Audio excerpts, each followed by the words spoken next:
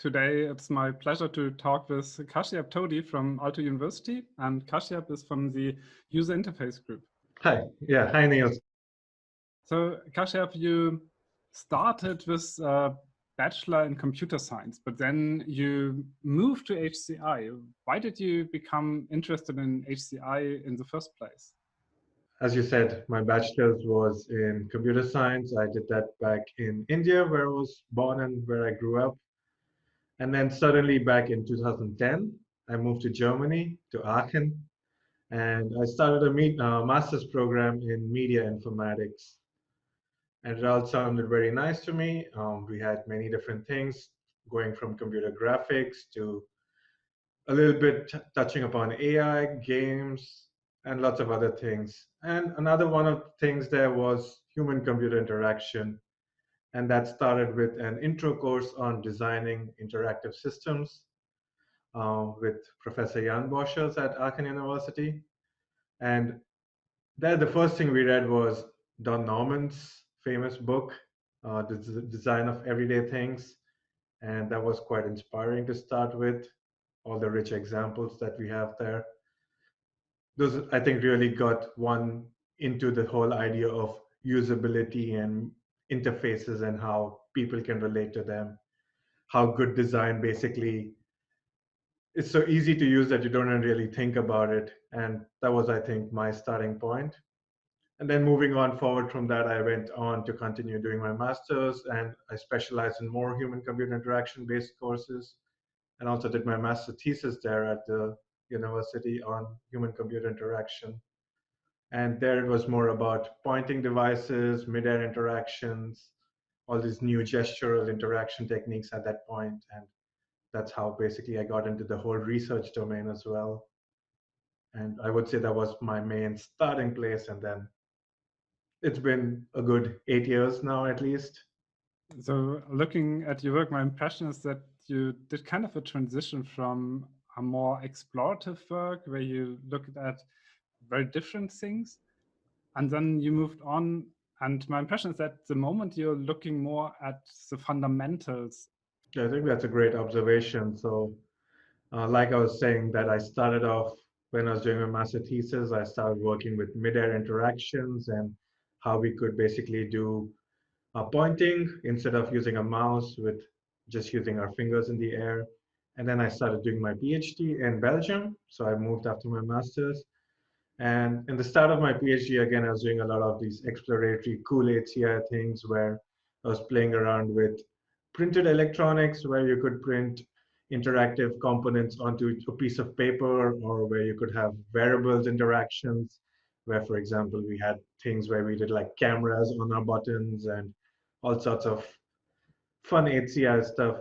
But then after that, after a couple of years of doing that, I think I got into this whole domain of computational interaction and computational methods for HCI. And that was basically when I first came to Aalto University to do a internship, a summer internship with Antti here, with Antti Ulasvirta. And from then onwards, I think I got more into this model-based approach and to include theory as well as practical applications and combining them. Can you explain us what you mean with computational interaction, or how that works? Okay, so computational interaction, there are different approaches towards, for example, designing an interface.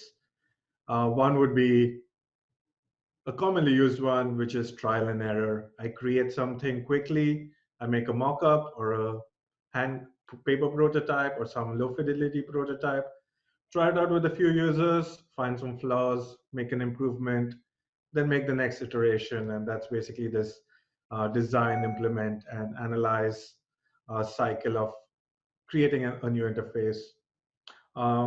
This kind of does not consider the fact that we already have a lot of information about the users or the humans that we're designing for. And what computational interaction does is then basically uses this more theoretical approach towards saying, identifying aspects about how we use an interface, for example. So I could give you a concrete example from something quite common and typically used since the 80s, I think, which is Fitts law, where you basically understand how people, for example, use a mouse cursor to point at different targets and how the sizes could influence the usability of an interface. I think you might have covered that in your lectures before as well, and most people are common with it. But um, that's quite a simple example, but there's a lot more understanding about humans and cells through the use of, for example, models of how we perceive or how we behave.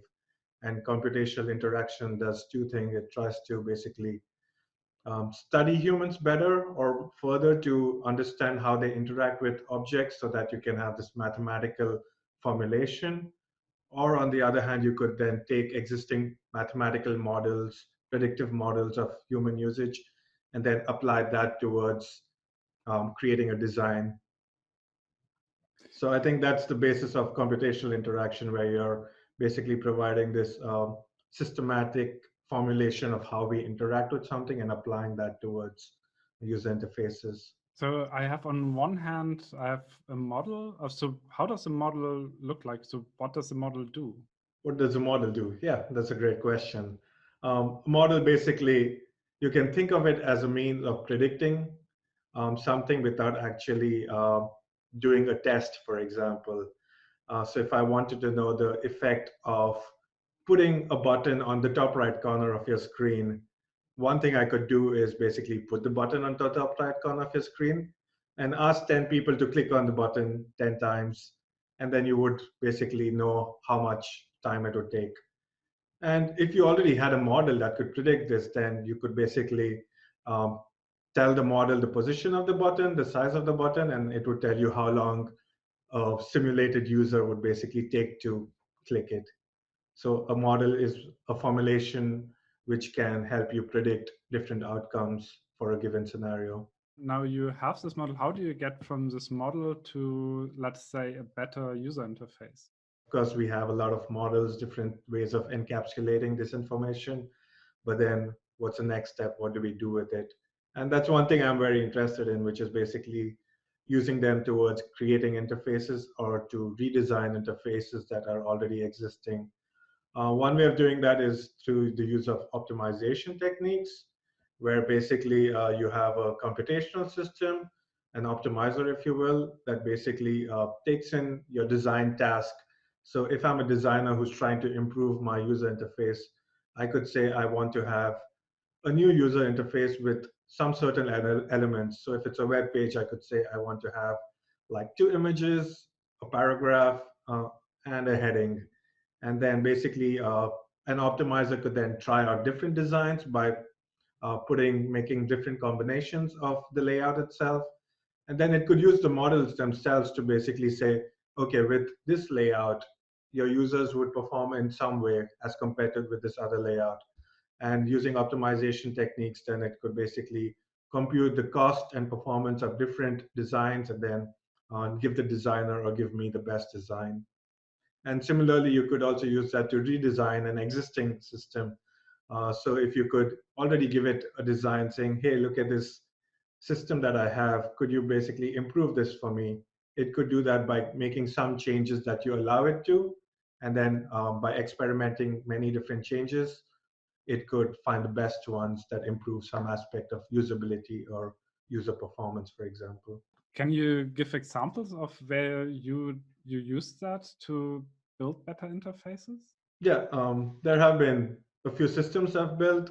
Like I mentioned, I first came to Aalto University doing an internship back in the summer of 2014, and that's when I built my first system that combined aspects of computational interaction and user interface design. It's called Sketchfloor. So it combines sketching and exploration. What happens when a designer is sketching or brainstorming is basically they're trying to solve a design task or a design problem in the early stages. And they're basically exploring many different options and not sticking to one idea.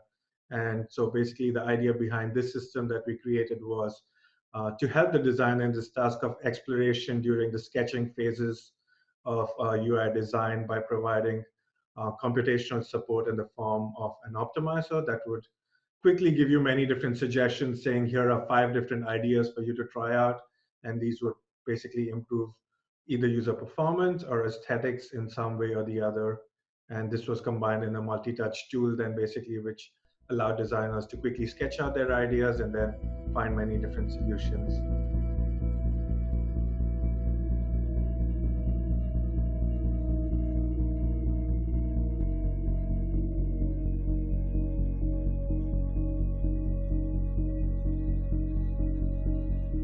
One idea behind this is that's at least my impression, is that you basically can do this interface design fully automatic. So I specify I want to have these buttons, and then it spills out the optimal design.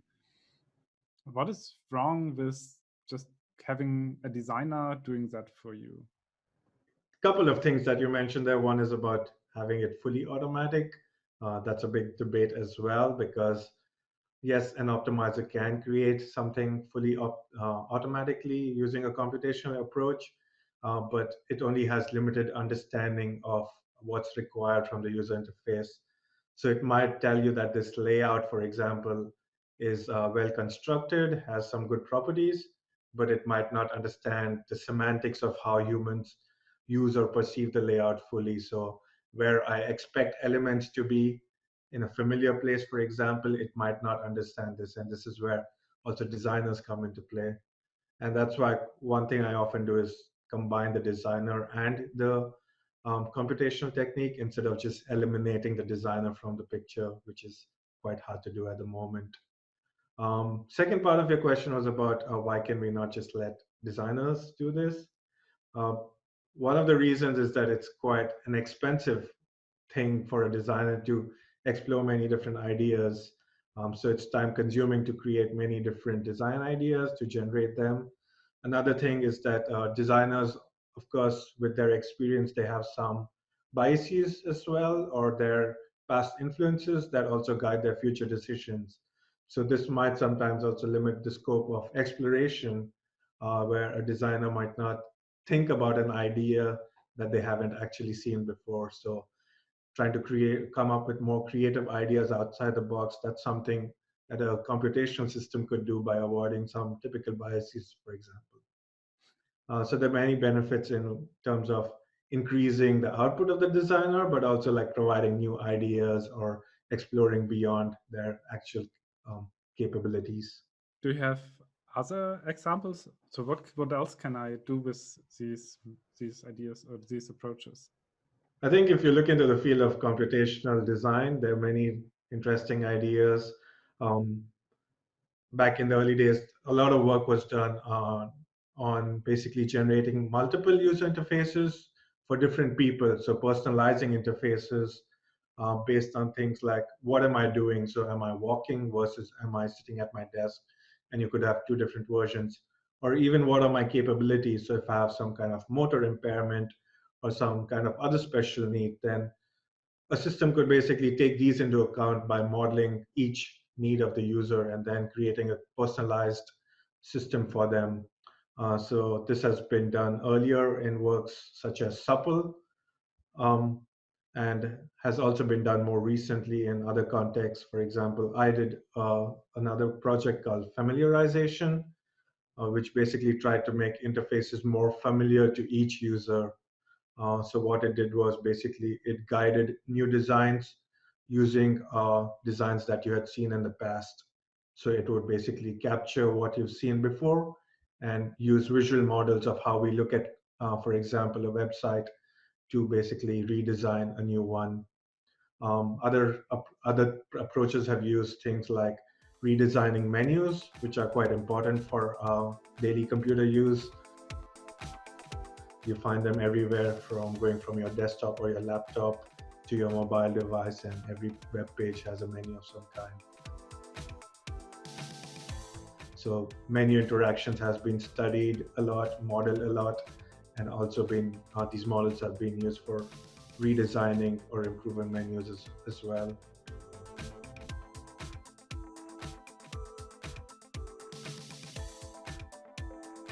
And you can also look at physical devices, things like your keyboard that's another area that has been explored a lot. So keyboard design, where you have typically this QWERTY layout that you're used to, which many people have already found out that the QWERTY might not be the best design, and but there are many trade-offs in terms of relearning and things like that. So there have been improved designs made that also consider this relearning aspects, or how to improve, for example, the haptics of different devices.